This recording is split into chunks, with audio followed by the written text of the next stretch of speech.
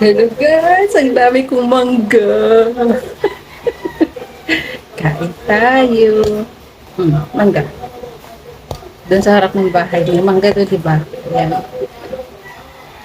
Against the light ba ako? Light. Kain tayo guys. Okay. Di ba? Ayun, binuksan ko yung ilaw sa likod. Medyo ano na, maliwanag. Ang dami kong mangga. Kain tayo.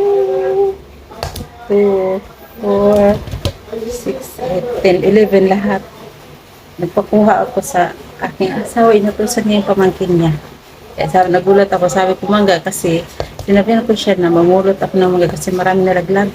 Sabi niya bulok daw. Sabi ko, kung hindi ka kukuha ngayon, pagkatapos ko magugas ng plato, lalabas ako kukuha ng mangga. Maya-maya, mayroon din nalang mangga.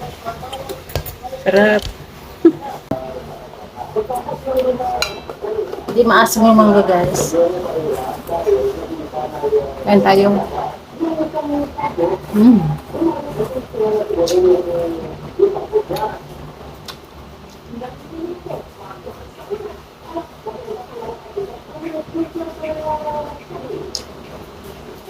Wap.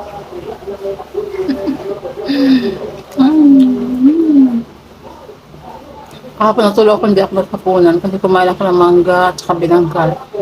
Yung pagagising ko ng alas 12, kumain ako, nagutom.